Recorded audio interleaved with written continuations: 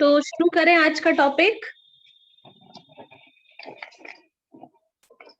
आज आपका टॉपिक है स्टेजेस ऑफ कॉन्शियसनेस। अभी हमने यूनिट 3 का ये सब यूनिट है 3.6 इंट्रोडक्शन टू साइकोलॉजी हो चुका है। कॉन्सेप्ट ऑफ ह्यूमन साइकी ये भी हो चुका है। आज आपका टॉपिक है स्टेजेस ऑफ कॉन्शियसनेस। ठीक है, तो स्टेजेस ऑफ कॉन्शियसनेस हिंदी में इसको क्या बोलेंगे? चेतना के स्तर। हिंदी में हम इसको ऐसे बोलेंगे। ठीक है, चेतना के बारे में हम लोग कुछ भी डिस्कस करने से पहले मैं सिर्फ आप लोगों से एक क्वेश्चन करना चाहूंगी कि आपके लिए कॉन्शियसनेस क्या है। अपने अपने शब्दों में एक एक लाइन में आंसर दीजिए। चेतना आपके लिए क्या है? आप क्या समझते हैं चेतना से? क्या है चेतना? सबसे पहले श्रद्धा जी एक एक लाइन में आंसर कीजिए, जो आपके वर्ड, जो भी आपके दिमाग में आ रहा है। When you are aware with everything. Yes. Next. Madhuri ji. Awareness, living thing. Only living thing? Awareness.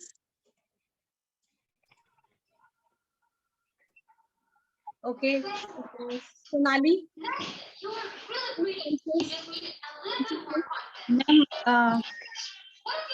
Awareness of आपके खुद के दिमाग में और मन में क्या चल रहा है और आपके आसपास के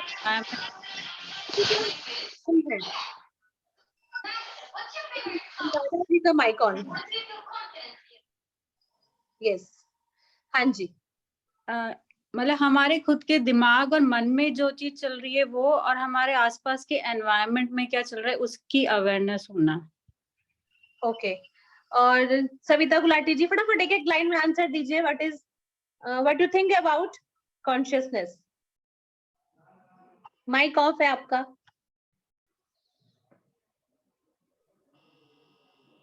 जागरूकता। अगर आप जाग रहे हैं, आप जिंदा हैं, जाग रहे हैं, it means awareness. Very good. चलिए एक लाइन में हम इसको जागरूकता समझते हैं। ठीक है, लेकिन कॉन्शियस जो स्टेजेस अगर हम देखेंगे तो सबसे पहले हमें चेतना को समझना है। चेतना क्या है? तो जो कॉन्शियस है वो लैटिन भाषा के कॉन्शियस शब्द से मिलकर बना है। कॉन्शियसनेस लैटिन भाषा के जो मूल दो शब्द हैं, कॉन प्लस सायर, CSCIER, CON कॉन प्लस सायर SCIRE से मिलकर बना है, जिसके द्वारा हम क्या करते हैं? किसी चीज के बारे में जानते हैं या खुद को जानते हैं। तो कॉन्शियसनेस का मतलब क्या है? अभिज्ञा, बोध, अवेयरनेस। कॉन्शियसनेस का मतलब है अभिज्ञा, अवेयरनेस, या हिंदी में उसको हम बोलेंगे बोध। ठीक है, वैसे तो देखो चेतना के बारे में बहुत लोगों ने इस पर डिस्कशन चला है, योग में भी बताया गया है, लेकिन इसको आप नहीं समझ सकते। ये और चीजों को आपके सामने बता सकती है, लेकिन इसको बताना आपके लिए बहुत मुश्किल चीज है। क्योंकि चेतना क्या है, अगर योग के उस माध्यम से देखा जाए या फिर दर्शन के माध्यम से देखा जाए तो चेतना क्या है? चेतना ये पूरी सृष्टि में जितनी भी चीजें हैं, चाहे वो आकाश, जल, पृथ्वी, जो भी चीजें हैं, पंच महाभूत हैं या हमारी ज्ञानेंद्रियां हैं, जिसके द्वारा इसमें जागरूकता रहती है, वो चेतना कहलाती है। ठीक है, अब चेतना के लिए बहुत से लोगों ने अलग अलग डेफिनेशन दी है। जैसे अगर आप देखें एनी बेसेंट के अनुसार उन्होंने क्या बोला, विदुषी जो एनी बेसेंट है उन्होंने चेतना को क्या बोला कि वो जीवन का पर्याय मानती है चेतना को। ठीक है, और अगर आप देखो इसके लिए इन्होंने काफी मतलब लोगों ने इसकी डेफिनेशन दी। कोई इसको बता रहा है कि चेतना के बिना आपका जीवन कुछ भी नहीं है, आप किसी चीज के बारे में जान नहीं सकते, आप किसी चीज को पहचानने के लिए आपके अंदर चेतना का होना जरूरी है। तो चेतना क्या है? अगर साइकोलॉजी के अकॉर्डिंग देखो तो इसको 3 तत्व में मुख्य माना गया है। 3 थिंग्स इसमें बहुत इंपॉर्टेंट मानी गई है। नंबर 1 थिंकिंग, नंबर 2 फीलिंग, और नंबर 3 है विलिंग। चिंतन, भावना और संकल्प। लेकिन चेतना ना तो खुद चिंतन है और ना ही इसमें कोई भावना है, और ना ही ये सिर्फ इच्छा है। इन तीनों के मूल में जो निहित चीज है, चिंतन में, संकल्प में और भावना में जो निहित एक जो मतलब एक जो चीज जिसे बोलेंगे, जो इन सब चीजों को जीवित रखती है, जो हमारे अंदर ये भाव पैदा करती है, वो चेतना है, जो इन सबको चैतन्य रखता है। हमारे अंदर थॉट्स कब आएंगे? जब हमारे अंदर जागरूकता होगी। हम संकल्प कब लेंगे? जब हमारे अंदर जागरूकता होगी। या हम किसी के लिए फील कब करेंगे? जब हमारे अंदर थोड़ा बहुत भी उसके लिए कोई फीलिंग या भावना कब आएगी? जब हम जागरूक होंगे। ठीक है, तो जेम्स हेस्टिंगसन ने बताया था कि जो चेतना है, आप उसको किन्हीं शब्दों में नहीं बता सकते या एक लाइन में उसको डिस्क्राइब नहीं कर सकते। मनोविज्ञान में जो चेतना है, उसको क्या माना गया है? मानसिक स्थिति मानी गई है चेतना को। मनोविज्ञान में चेतना या कॉन्शियसनेस का जो अर्थ है वो क्या है? मानसिक स्थिति से है। मानसिक स्थिति क्या होती है? जिसमें आपके सेंसेशन भी है और परसेप्शन भी है। मानसिक स्थिति जिसमें परसेप्शन भी है, सेंसेशन भी है और थिंकिंग भी है और साथ में विलिंग भी है।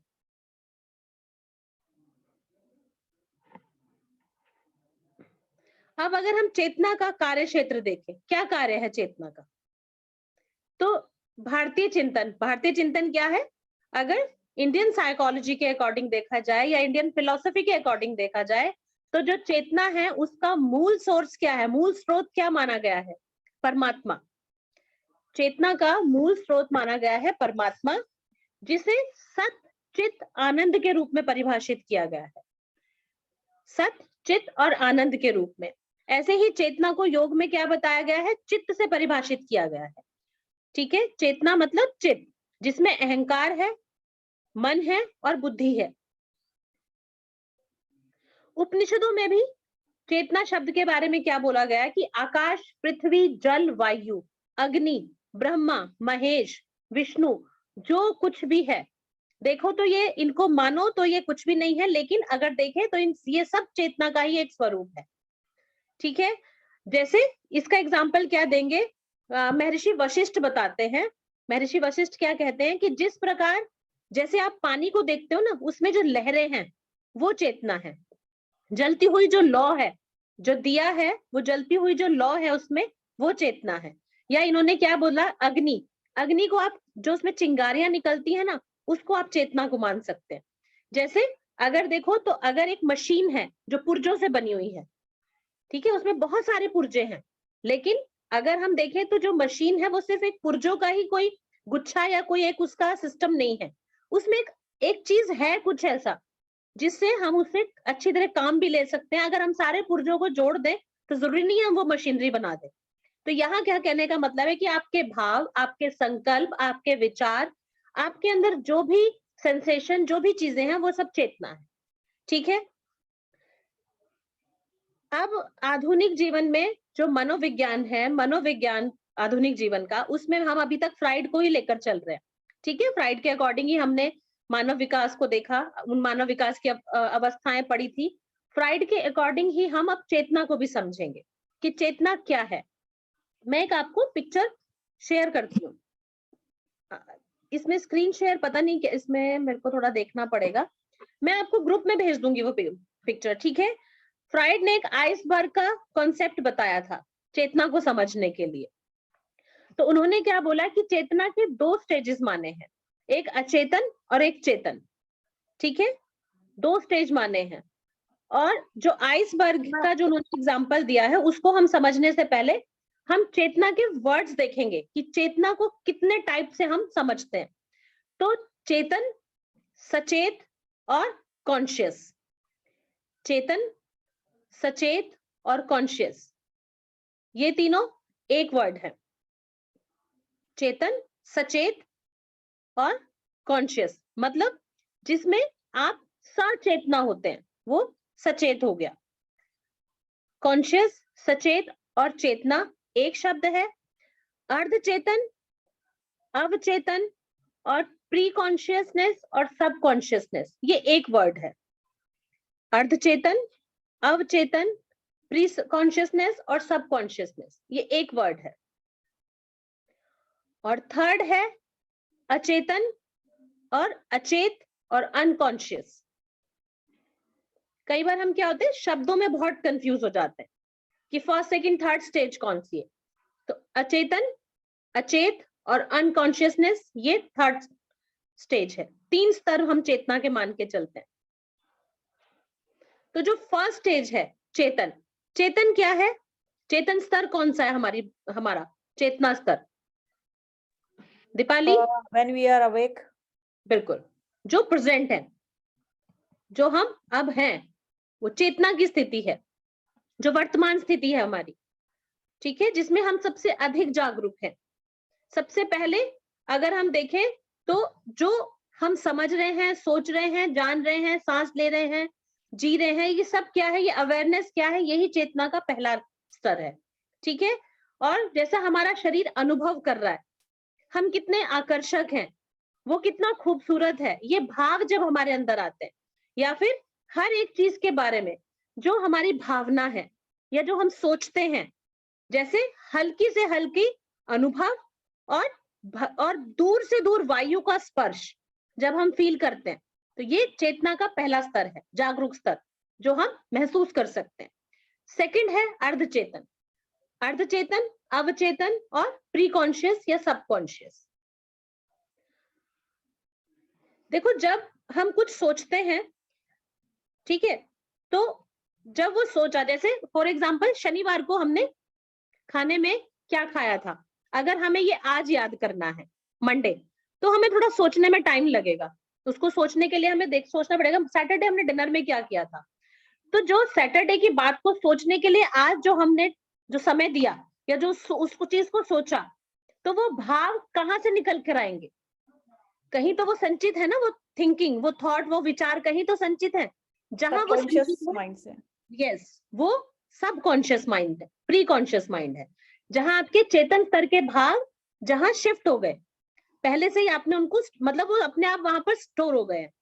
उनको याद करने के लिए क्या है, मतलब इसमें अर्धचेतन को क्या बोलेंगे कि जो अर्धचेतन स्तर है उसको अगर आप रिमाइंड करो, रिकॉल करो, तो वो वापस आपके चेतना स्तर पर आ जाते हैं। क्लियर? तो सेकंड है प्री कॉन्शियस, सबकॉन्शियस, अर्धचेतन और अवचेतन। जो विचार हमारे चेतन स्तर पर नहीं है, तो कहाँ है बताइए? ठीक चेतना स्तर के नीचे वाले लेवल पर, सेकंड नंबर पर, वो वहां पर सेव है, जो हमारी सूचनाओं को, हमारे जो जितने भी हमारे विचार है उनको संग्रह करके रखते हैं। अगर हम रिकॉल करेंगे तो वो वापस हमें चेतना स्तर पर महसूस हो जाते हैं या याद आ जाते हैं। तो इसमें इन्होंने थर्ड पॉइंट दिया है अचेतन। अचेतन क्या है? वो अर्धचेतन से भी नीचे का हिस्सा है, जो बिल्कुल कॉन्शियस है, अनकॉन्शियस है, जिसमें सब चीजें हैं लेकिन आप उनको ना तो जानते हो ना आप उनको पहचानते हो। जैसे इसका एक एग्जांपल क्या दिया जाएगा अर्धचेतन का, अवचेतन का, कि आप कितनी बार सांस ले रहे हैं, आपका दिल धड़क रहा है, आप सांस ले रहे हैं, आपका जन्म हुआ है, आपकी मृत्यु भी होगी, ठीक है, ये सब चीजों का जो हिसाब किताब है, ये कहाँ है? ये अनकॉन्शियसनेस है, ठीक है, हमारे अचेत मन में है।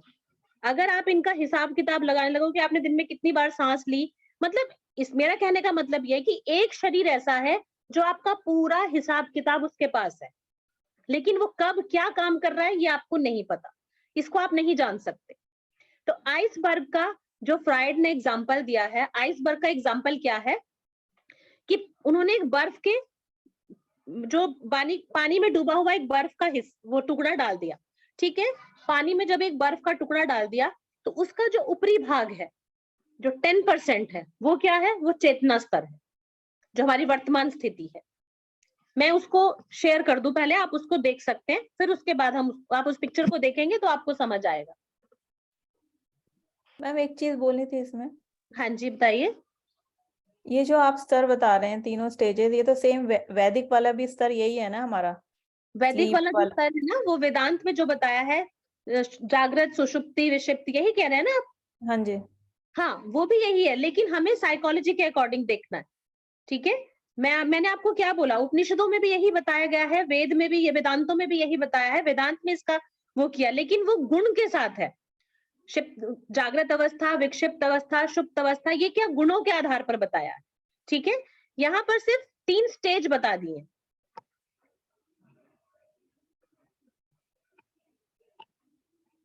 एक सेकेंड, मैं वो पिक्चर आपको शेयर मैंने यहाँ देखा शेयर करना सिर्फ होस्ट के हाथ में है। नहीं, मैं पिक्चर आपको व्हाट्सएप ग्रुप पे डाल रही हूँ, तो आप व्हाट्सएप पे देख सकते हैं।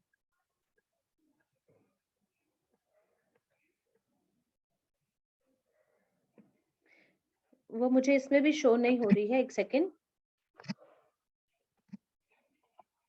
उसको देखकर आप ज्यादा अच्छी तरह समझ पाएंगे।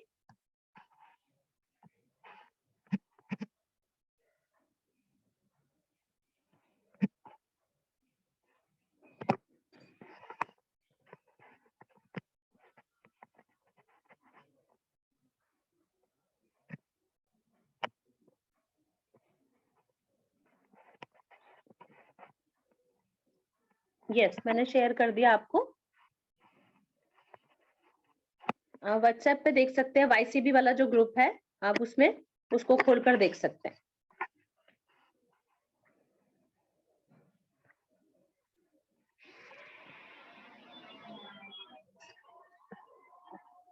ये आइसबर्ग का इन्होंने कॉन्सेप्ट इसमें बताया है कि जो पानी में ये बर्फ का टुकड़ा डूबा हुआ है, इसका जो 10% पार्ट है, ये क्या है, ये कॉन्शियस है, ये कॉन्शियसनेस है। ठीक है, और इस 10% से नीचे जो मिड लाइन है, जो पानी के बिल्कुल टच किए हुए है, जैसे 10% ऊपर है, जो बीच की बिल्कुल एक लाइन है पानी और बर्फ के टुकड़े के बीच में, ये प्री कॉन्शियसनेस है। और उसके बाद जो 90% या जो 85% पानी में जो डूबा हुआ है बर्फ का हिस्सा, वो क्या है, वो हमारी अनकॉन्शियसनेस है। ठीक है, फ्राइड ने इस नियम के अकॉर्डिंग बताया। जैसे युंग ने क्या बताया है, थिंकिंग, सेंसेशन और विलिंग, ये तीनों चेतना के स्तर बताए हैं। तो यहाँ पर फ्राइड ने आपको इस तरह से समझाया कि सिर्फ हम जितना 10% हिस्सा हमारा माइंड का क्या है, वो जागरूक है। ठीक है, उसके बाद जो प्री कॉन्शियस स्टेज है, प्री कॉन्शियस स्टेज क्या है, जिसमें आप रिकॉल करके, रिमाइंड करके चीजों को वापस जान सकते हैं या चीजों को वापस बता सकते हैं, चेतना स्तर पर ला सकते हैं। ये सिर्फ वो वाली लाइन है जो टच किए हुए है बर्फ के 10% टुकड़े को, और बाकी जो 85% नीचे है, उस 90% जो टुकड़ा है, वो उसको भूल जाइए। वो अनकॉन्शियसनेस है, वहां जो चल रहा है उसका जो हिसाब, वो आपके शरीर का संरक्षण कर रहा है, आपके सब चीजों को महसूस कर रहा है, आपकी क्रिया, पूरी बॉडी का क्रिया चल रही है, लेकिन वो कब क्या काम कर रहा है वो आप नहीं जान सकते। अचेतन स्तर पर वो आपके शरीर की सभी प्रणालियों को नियंत्रित करता है। ठीक है, हम सिर्फ ये जानते हैं कि हमारा जन्म हुआ या हमारी मृत्यु होगी, लेकिन कब होगी, जन्म कब हुआ, कैसे हुआ, पहले क्या था, अब क्या है, कितना सांस लेंगे, क्या होगा, ये सब अनकॉन्शियस उसमें है, जो आपके हाथ में नहीं है। और ये प्रकृति का सबसे विवादास्पद माना गया है इस लेवल को। इसको आप नहीं समझ सकते, ना इसको एक्सप्लेन कर सकते। अब हम इन तीनों स्टेजेस को किससे कनेक्ट करेंगे, जो हमने फ्राइडे वाली क्लास में पढ़ा था। क्या पढ़ा था हमने, आईडी, ईगो और सुपर ईगो। तो जो ये 10% हिस्सा है, ये किससे जुड़ा हुआ है नीतू? सुपर ईगो नहीं, परम है, नहीं, क्योंकि इड जो है वो 90% है। जो 10% हिस्सा बाहर है, जो हम जागरूक हैं, उसको हम चेतन स्तर है, ईगो से। चेतन। हाँ, क्यों? क्योंकि इसमें हम जागृत हैं, हमारी क्रियाएं चल रही हैं, हमें क्या करना है, कितना सोच समझ के करना है, कैसे करना है। अर्ध चेतन कौन सा है, जो प्री कॉन्शियस है। सुपर ईगो कौन सा है, जो अर्ध चेतन सेकंड लेवल है, जो मिड लाइन, जो इसमें बीच में 10% के बाद वाली पॉइंट पे जो लिखा है, आइसबर्ग के कॉन्स में देखो, पिक में देखो आप।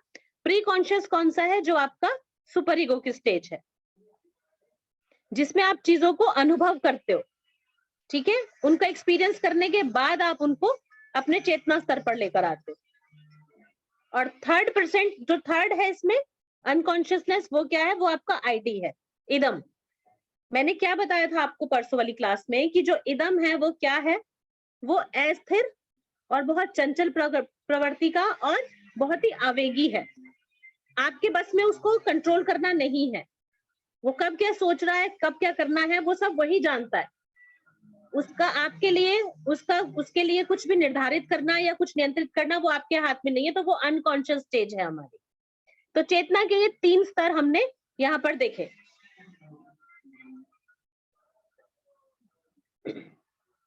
जैसे इसमें क्या है कि जो सेकंड वाला मैंने आपको फर्स्ट क्या बताया था कि जैसे शनिवार को आपने क्या खाया, और आपको इसमें याद करने के लिए आपको अपना प्री कॉन्शियस तक जाना पड़ेगा, आपको सोचना पड़ेगा। तो जब आप सोचते हो तो प्री कॉन्शियस से वो विचार आपके चेतना स्तर पर आते हैं और आपको चीजें याद आ जाती है। और ऐसे प्री कॉन्शियस जो अर्ध चेतन है, अर्ध चेतन क्या है, जैसे आपने एक हाथ में इमेजिन किया आपने कि आपने एक हाथ से कैंडी लिया, ठीक है, आपने मैंगो कैंडी ले लिया या फिर कोई भी एक कैंडी आपने ली, ओनली इमेजिनेशन में आपने ली नहीं, सिर्फ आपने कल्पना की, आपने वो कैंडी ली, लेकिन आप जैसे उसको इमेजिन करोगे अपने माइंड में, तो आपके मुंह में पानी आना शुरू हो जाएगा, ठीक है, आप उसका टेस्ट लेना शुरू कर दोगे। तो ये सब क्या है, क्योंकि पहले आपने वो कैंडी का टेस्ट आपको पता है, तो उसको दोबारा महसूस करने के लिए आप प्री कॉन्शियस माइंड में आपने उस चीज को इमेजिन किया और याद किया, वो आपके चेतना स्तर पर उसका टेस्ट आ गया, और आपके जीभ से जो पानी छूटा या आपके मुंह में जो पानी आया उसको खाने के लिए या उस टेस्ट लेने के लिए, वो क्या है, वो कहीं अनकॉन्शियस पड़ा था कि वो बॉडी ने अपने आप उसको आपको भाव के आधार पर आपको उन्होंने चेतना स्तर पर वो लेके आ गए। तो तीनों चीजें क्या है, उसमें से सिर्फ एक ही चीज आपके कंट्रोल में है, कौन सी, चेतना, फर्स्ट वाला जो 10% हिस्सा है। सेकंड परसेंट जो सेकंड लेवल है, उसको आपको क्या करना है, रिकॉल करने के लिए आपको अपने अर्ध चेतन स्तर पर जाना होगा, और थर्ड वाला आपके कंट्रोल में नहीं है। तो ये चेतना के 3 स्तर हैं। इससे अभी तक क्या समझ नहीं आया है, आप पूछिए। आपने देखी ये फोटो आइसबर्ग की? नहीं ma'am, it's very well explained bye you, thank you. Okay, अच्छा, अब मैं पूछना चाहूंगी आप लोगों से, आप अभी श्रद्धा जी आप बता रहे थे कि जो 3 स्टेजेस बताई हैं, जागृत, सुषुप्त, ठीक है, और जो वो आप अभी बात कर रहे थे वेदांत के अकॉर्डिंग, जागृत, स्वप्न, सुषुप्ति और तुर्या, ठीक है, उसके बारे में आप क्या पूछना चाह रहे थे? नहीं, मैं पूछना नहीं चाह रही थी, आई वाज जस्ट सेइंग कि it is the same coming from our Vedanta and they are, I think they have experiment on all this things, और उन्होंने फिर अपना जो भी ये बना, इन साइकोलॉजिस्ट ने जो अपना काम करा है हमारे वेदांतों के थ्रू ही करा है, तो that is the main thing actually. देखिए, जो मैंने फर्स्ट आपको बताया था कि जो चेतना के स्तर हैं, ठीक है, जो चेतना के बारे में अगर आप देखो तो कोई भी इसको अच्छी तरह से पूरी तरह से एक्सप्लेन कर ही नहीं पाया, कहीं ना कहीं कुछ ना कुछ किसी के डाउट रह गए। इसीलिए तो फिलॉसफी में ये चीज क्या है, बिल्कुल पूरी तरह से क्लियर नहीं है। हर दर्शन में, हर शास्त्र, मतलब जितने भी हमारे 6 दर्शन शास्त्र है, 9 के 9 ने अकेले अपने आप चेतना को अलग शब्दों में बताया।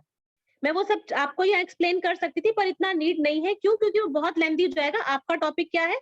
Consciousness, stages of consciousness only, ठीक है। अब जो आप बता रहे थे कि चेतना के जो 3-4 स्तर हैं, सबसे पहले इसमें बताया था मानवीय स्तर पर जो चेतना के 4 रूप हैं। एक है सबसे पहले जागृत अवस्था। जागृत अवस्था को आप कैसे बोलेंगे? जैसे मैंने इसको ईगो बता दिया, या फर्स्ट स्टेज इसको मैंने क्या बताया है, कॉन्शियसनेस बता दिया, या 10% हिम जो आइसबर्ग है उसके ऊपर का पॉइंट है। लेकिन आपके अकॉर्डिंग जागृत अवस्था कौन सी है? जागृत अवस्था वो है जो हम विश्व में रहते हैं, स्थूल रूप में है, जो जिसका रूप स्थूल है, विश्व जगत से जो जुड़े हुए हैं, वो जागृत अवस्था हो गई। सेकंड है स्वप्न अवस्था। स्वप्न अवस्था को आप कैसे बताओगे? बोलिए, कोई भी बोलिए, आप चारों के बारे में जानते हैं। विद्या रानी जी, सोनाली, माधुरी, सविता जी, दीपाली, नीतू, श्रद्धा जी, कोई भी बता सकते हैं। मैम, स्वप्न अवस्था मीन इमेजिनेशन, जो हम सोचते हैं या मतलब इमेजिन करते हैं कि ये हो जाए या ऐसे हो जाए, स्वप्न अवस्था। सपनों में सोचते हैं ऐसा? बताइए। सोपन में कई बार ऐसा होता है कि हम लोग जब सोपन देख रहे होते हैं तो सब कुछ हमें ऐसा लगता है कि सच हो रहा है, यानी कि कहीं भी ये नहीं लगता, डाउट नहीं होता। ओके, डाउट नहीं होता, लगता है कि ये हकीकत में मतलब चल रहा है। लेकिन जब हम उठते हैं, जागृत अवस्था में आते हैं, तो लगता है कि ये तो एक सोपन था। लेकिन सोपन में रहते हुए हम कभी ये नहीं सोचते कि ये सपना था हमारा। तो वो आपके चेतना का आप तो कैसे एक्सप्लेन करेंगे? नहीं, नहीं वो तो अनकॉन्शियस हुआ मैम, हाँ जी अनकॉन्शियस हुआ ना फिर। बताइए, नहीं तो जवाब दीजिए। कौन सा मैम स्टेज? इसको हम प्री परम कॉन्शियस अहम में माइंड ही हम लोग कहेंगे, डालेंगे, क्योंकि ये परम माइंड जो अहम है में हम डालेंगे। जो भी सपने देखते हैं वो कहीं ना कहीं हमें कुछ चीजें पता रहती हैं, चाहे वो इस जन्म के हों चाहे वो पिछले जन्मों के भी हों, तो वो हमारे मन में कहीं ना कहीं चलता रहता है, पर वो अर्धचेतन मन है। अचेतन मन है सुषुप्ति अवस्था, जो पूरी तरह से शांत है, और फिर जो तुरीयावस्था है। हमारी थर्ड स्टेज है निद्रा अवस्था। जो ये हमारी परम अहम है, परम अहम में हम इसको लेंगे सुपर ईगो, जिसमें ये आदर्श और प्रिंसिपल जो बताया हुआ है। चेतन जिसको बोला है, सेकंड स्टेज बोला है, नहीं तो वही कह रहे थे ना आप, सुपर ईगो तो हमारी थर्ड स्टेज हो गई, sorry third stage, second super ego, वो बिल्कुल सही बोल रही है। सेकंड सुपर ईगो है, थर्ड आईडी है इदम, जिसमें आपके इदम। हाथ में कुछ नहीं है। ठीक है, अब है जागृत अवस्था हो गया, स्वप्न अवस्था हो गया, और थर्ड है अब निद्रा अवस्था। निद्रा अवस्था विद्या जी कौन सी स्टेज हुई? ये तो पूरी अनकॉन्शियस स्टेज ही हो गई। अनकॉन्शियस स्टेज हो गई। और जब अब इसमें जो फोर्थ स्टेज आएगी तुर्य अवस्था, आप उसको क्या बोलेंगे? ये तो पूरा का पूरा कॉन्शियस माइंड हो गया, जो अचेतन और सचेतन दोनों को जान लेगा, यानी कि पूरी अवेयरनेस के साथ। इसको हम स्पिरिचुअल अवेयरनेस भी बोलेंगे। ठीक है, जैसे मांडुक्य के according- प्रज्ञा। हाँ, बोलिए। मैम इसको जैसे हम बोल सकते हैं, ऊपर वाले जो 3 स्टेजेस हैं वो ह्यूमन कॉन्शियसनेस है, और जो लास्ट स्टेज है वो सोल कॉन्शियसनेस है, जो आत्मा की चेतना है। हाँ, उसमें क्या होता है, आत्मा की चेतना को जानने के लिए आपको स्पिरिचुअली बहुत डीप, जिसमें आप स्वाध्याय बोल रहे थे परसों, आप सुपर ईगो को स्वाध्याय के साथ कनेक्ट कर रहे थे, तो यहाँ हम उसको स्वाध्याय के साथ बोल सकते हैं, क्योंकि इसका पूरा मीनिंग क्या है, स्पिरिचुअली आपको जब बहुत डीप जाएंगे तब आप इस चेतना को जागृत करके उधरमुखी करते हैं। जब आपका चेतना उधरमुखी हो जाएगा तो आपकी ये फोर्थ स्टेज आ जाएगी। तो ये फोर्थ लेवल किसके अकॉर्डिंग है? वेदांत के अकॉर्डिंग है। मानवीय स्तर में चेतना को 4 प्रकार से बताया, और मनोविज्ञान में चेतना को 2 स्तर बताए हैं, अचेतन और चेतन। ठीक है, तो ये आपका टॉपिक इतना ही है, इससे ज्यादा इसको जरूरत नहीं है हमें एक्सप्लेन करने की, क्योंकि जो नेक्स्ट टॉपिक है क्योंकि आपका, मैम मनोविज्ञान जो है वो अध्यात्म की बात नहीं करता। हाँ, ये सारा मनोविज्ञान क्यों नहीं करता अध्यात्म की बात? बताइए, इसका भी रीजन बताइए। क्योंकि वो मन तक ही सीमित है, आत्मा तक नहीं है उसकी पहुंच। आत्मा तक नहीं जाता। वहां पर वेस्टर्न फिलोसफी बिल्कुल, मतलब वहां पर वेस्टर्न फिलोसफी इंडियन फिलोसफी के सामने फेल हो जाती है। क्यों? क्योंकि इंडियन फिलोसफी ने क्या है, आत्मा को भी बताया, मन को भी बताया, शरीर को भी बताया। ठीक है, तो इसलिए जो रहस्य, जो चीजें वेस्टर्न फिलोसफी में नहीं आई, तो वो इंडियन फिलोसफी ने बताया, या इंडियन साइकोलॉजी जितने भी है, जैसे पतंजलि मुनि पतंजलि हैं, आप उनको समझ सकते हैं, उन्होंने हर चीज के बारे में बताया। तो इसलिए हम यहाँ पर चेतना को अकॉर्डिंग टू साइकोलॉजी 2 लेवल बताएंगे, अकॉर्डिंग टू मानव चेतना योग के अकॉर्डिंग उसके 4 स्तर बताएंगे। ठीक है, लेकिन आपको बताना किसके अकॉर्डिंग है? साइकोलॉजी के। और फ्राइड ने इसको 3 तरह से बताया, चेतन, अर्धचेतन, अचेतन। क्लियर? मैम वो जो आपने लास्ट वाला सोल वाला कॉन्शियसनेस बताया, इसका हिंदी क्या बोला आपने? तुर्यावस्था। कौन सी? तुर्यावस्था। तुर्य अवस्था।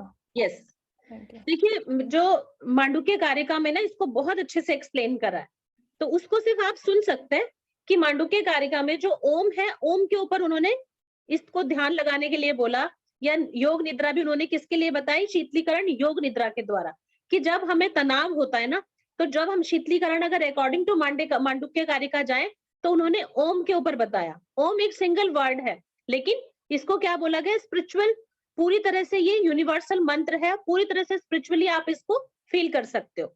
तो इसमें भी अगर आप इन तीनों चारों स्टेजेस के अकॉर्डिंग जाओगे तो इसको कैसे, अगर आप इसको सिर्फ सुनने की जरूरत है, लिखने की इसलिए जरूरत नहीं है क्योंकि ये टॉपिक से बाहर है, बट फिर भी हम इसमें चेतना को कैसे जागृत कर सकते हैं उसके बारे में हम सुन सकते हैं, कि उन्होंने ओम के ऊपर बताया। जब आप ओम रिसाइटेशन करते हैं ना, तो जो आप फर्स्ट ओम रिसाइट करते हैं, जैसे आप अपनी क्लास में हैं और आप ओम को उच्चारण कर रहे हैं, तो ओम का जब आप उच्चारण करोगे तो अभी आप किस स्टेज पे होंगे? ओम की पहली मात्रा अकार पर। ओम की 3 मात्रा है ना, अकार, उकार, मकार। ठीक है, तो जो पहली मात्रा है अकार पर, आप सिर्फ उसको महसूस करेंगे, वहीं तक रह सकते हैं। क्यों? क्योंकि अभी आप चेतन, आपका जो चेतना का स्तर है या चेतना की अवस्था है कहाँ तक पहुंची है? सिर्फ आप अभी वैश्विक रूप में उसको उच्चारित कर रहे हैं, ठीक है? अभी आप स्थूल रूप में उसको उच्चारण कर रहे हैं, तो आप पहली मात्रा को ही महसूस कर सकते हैं, लेकिन आप अभ्यास कर सकते हैं उसको और डीप दूसरी मात्रा तक जाने के लिए। कितनी मात्राएं हैं विद्या जी ओम में? 3 मात्रा और 1 अमात्र है। हाँ, 1 अमात्रा है। तो पहली जो अकार है वो ओम का फर्स्ट जब आप रिसाइट करते हैं तो पहला जितना भी आप इस स्टेज पर आकर, जैसे आप साधक हैं, जब आप ओम को उच्चारित करेंगे तो आप सिर्फ जागृत अवस्था में ही उसको उच्चारित कर सकते हैं, क्योंकि आपका चेतना का लेवल वहीं तक है। धीरे धीरे जब आप प्रैक्टिस करेंगे तो आप ओम की सेकंड मात्रा तक पहुंचेंगे, ठीक है? सेकंड मात्रा तक पहुंचेंगे मतलब आप जागृत अवस्था से कहां तक आए? स्वप्न अवस्था में, सेकंड स्टेज तक पहुंचे, क्योंकि आपने यहां तक अभ्यास किया। तो जो आपका मन है वो आप में अवेयरनेस कितनी हुई? थोड़ा और डीप गई, मतलब स्थूल से आप सूक्ष्म की तरफ जाएंगे। थर्ड, जब आप ओम का उच्चारण कर प्रैक्टिस रहेगी आपकी, जब आप और थोड़ा डीप जाएंगे और ध्यान लगाएंगे, तो जो थर्ड स्टेज होगी वो कौन सी होगी? वो आएगी उसमें प्रज्ञावस्था, निद्रावस्था। आप उससे आगे नहीं बढ़ सकते। क्यों? क्योंकि आप अभी वैश्विक रूप से थोड़ा और सूक्ष्म हुए, फिर थोड़ा और सूक्ष्म हुए, और जब धीरे धीरे आप स्पिरिचुअली उसको फील करेंगे तो चेतना का वो फोर्थ स्टेज कौन सा होगा? जब आप तुर्यावस्था पर आ जाएंगे। तुर्यावस्था क्या होती है? जो ध्यान अवस्था, सॉरी समाधि की अवस्था होती है। मेरा एक अष्टांग क्वेश्चन है योग- यहाँ पर हाँ जी, कि किसी ने ये एक्सपीरियंस करा है प्रैक्टिस में हाँ। ओम को? बहुत अच्छा क्वेश्चन है आपका ये। किसी ने एक्सपीरियंस किया है इसको? क्योंकि इसको एक्सपीरियंस लेने के लिए बहुत प्रैक्टिस की जरूरत है। मैम इसका एक्सपीरियंस तो बताना भी बहुत मुश्किल है और करना भी बहुत मुश्किल है। अकार आप- उकार तक तो ठीक है, मकार और उससे आगे तो फिर मुश्किल है। आप इसको वैसे ही ले सकते हैं, जैसे यम नियम आसन प्राणायाम प्रत्याहार तक तो ठीक है, लेकिन धारणा ध्यान समाधि क्या है? वो इस समाधि की स्टेज कौन सी हो गई? वो तुर्यावस्था हो गई, जहां पर आप बिल्कुल ब्लैंक हो गए, शून्य, बिल्कुल, ठीक है? तो चेतना के स्तर को आप कैसे उधरमुखी कर कर अपने आप को किस तरह से समाधि की तरफ ले जा सकते हैं? तो योग क्या बताता है? योग उस लेवल को तक पहुंचने का रास्ता बताता है, ठीक है? तो फिलहाल आपका क्वेश्चन मतलब टॉपिक था वो क्लियर हो चुका है। अब आपका कोई क्वेश्चन है तो बताइएगा। मैम उधर नहीं, ऊर्ध्वमुखी। ऊर्ध्वमुखी वो थोड़ा र ऊपर नीचे हो जाता है। जो आधे शब्द होते हैं ना, उनमें मैं बहुत कंफ्यूज रहती हूँ, और जो बहुत लंबे शब्द होते हैं वो तो मैं बोल ही नहीं पाती हूँ, बहुत बार अटकती हूँ क्लास में। तो थोड़ा बहुत तो टीचर को भी कहना दर्द होने का ठीक है, बट आप लोग समझ गए। सबसे बड़ी बात यह है कि कोई डाउट है तो आप पूछ सकते हैं, समझ आ गया तो जितनी रखेंगे। मैम ये जो मन बुद्धि चित्त अहंकार, ये क्या चेतन अवस्था में आएगा या अचेतन अवस्था में? मन बुद्धि और अहंकार इनसे मिलके चित्त बना है, और चित्त क्या है? वो चेतना है, ठीक है? योग में चित्त को ही चेतना का रूप माना है। तो मैम आत्मा को क्या मानेंगे? चेतना नहीं?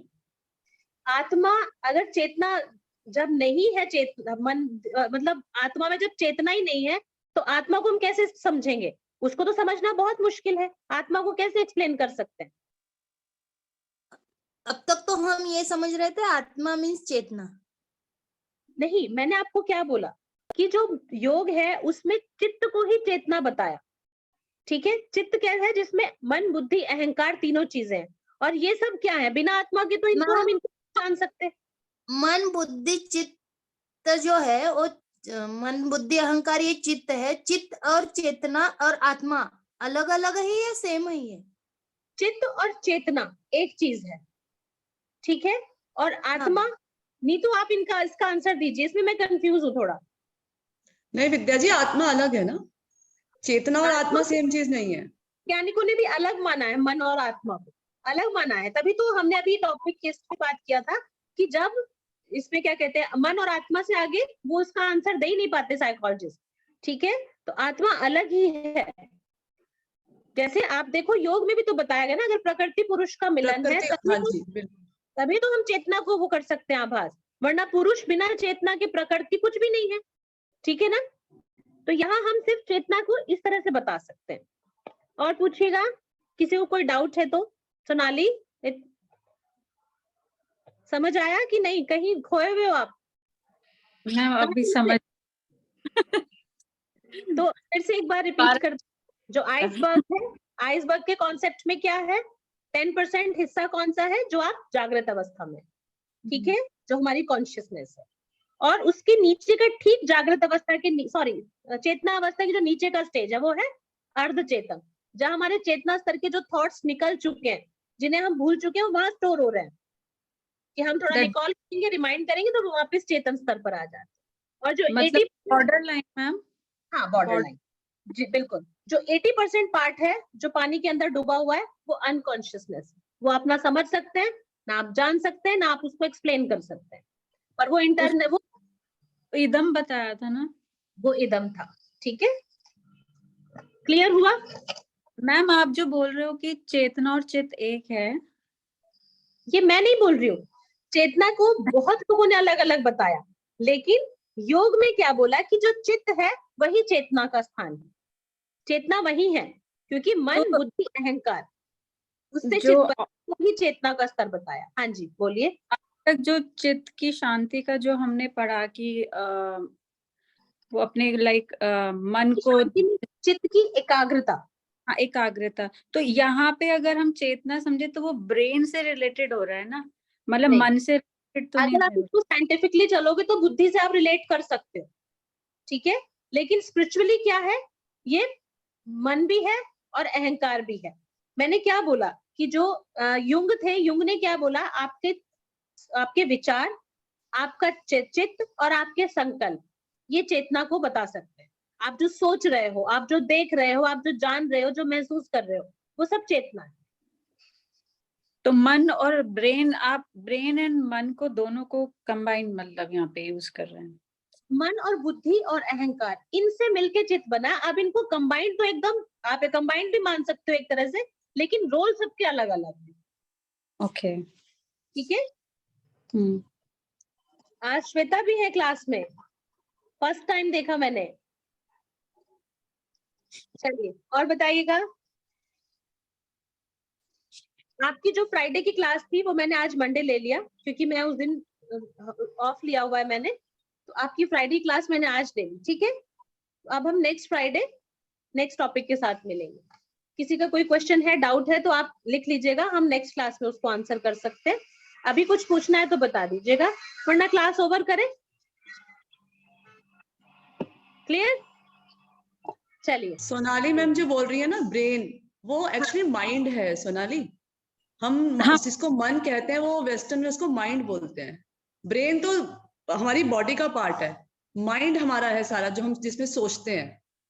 ठीक है, जो मन मस्तिष्क होता है ना, मस्तिष्क अलग है, मन अलग है, तो वो माइंड को बोलते हैं, हम मन बोलते हैं उसको। कह रही हूँ ना कि दोनों के फंक्शन अलग अलग हैं। अगर आप उसको साइंटिफिकली देखो तो वो बुद्धि कह सकते हो आप उसको, लेकिन अगर आप अकॉर्डिंग टू योग जाओगे तो वो मन ही है। मन को आप उसके साथ नहीं, क्योंकि मन क्या है, आप उसी का तो अध्ययन कर रहे हो, आप बुद्धि का कैसे अध्ययन कर सकते हो? ठीक है, यस। चलिए आप बताइए, कोई बोल नहीं रहा है, क्लास ऑफ करें कि अभी कंटिन्यू रखनी है? मैम एक बात, जी मैम, एक चीज एक पूछना था आपसे। बताइए। जैसे कि ये कॉन्शियस है, कॉन्शियस को हम लोग लेंगे अहम में, हाँ। और प्री कॉन्शियस को अर्ध चेतन, अर्ध चेतन, मतलब इससे बताएं आप, जैसे आईडी, अहम और परम अहम आपने बताया है, इनसे रिलेट करके बताइए आप एक बार। देखो मैंने आपको रिलेट करके बताया जिससे आप उसको समझ सके, लेकिन अगर आप देखो जो 10% पार्ट है वो कौन सा है, वो है कॉन्शियस। जो बॉर्डर लाइन है वो कौन सा है, अर्ध चेतन, प्री कॉन्शियस, जिसको सुपर ईगो बोलेंगे। फर्स्ट वाले को ईगो, बॉर्डर लाइन वाले को बोलेंगे सुपर ईगो, और जो सबसे पूरा 80% जो डूबा हुआ हिस्सा है वो इदम है, आईडी। Okay ma'am. ठीक है, जिसको क्या बोलते हैं, अचेतन। क्लियर? मैम हमारी टाइटेनिक में 80% को ही टकरा के डूबे। ये बहुत अच्छा एग्जांपल मैं भूल गई थी, जो टाइटैनिक था वो इसीलिए मैं भी डूबा। बोलने वाली थी। हाँ, इसको तुम बहुत अच्छी तरह समझ, सोनाली खुश हो गई, सोनाली को समझ आ गई चेतना क्या है। ठीक है, बताइए विद्या जी, आपने शुरू किया है तो आप ही से सुनते हैं। मैम हमारी टाइटैनिक इस 80% से टकरा के डूब जाएगी। हाँ, क्योंकि उसको क्या लगा था, किस लिए, क्या सोचा था उन्होंने?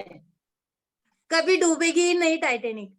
हाँ, क्योंकि टाइटैनिक का जो 80% हिस्सा डूबा हुआ था वही पहाड़ से टकराया और वो उसमें पानी गया पूरा। ठीक है, तो ये अहंकार आ गया तो वो डुबो ही देगा आपको, तो टाइटैनिक नहीं बनना है। ठीक है,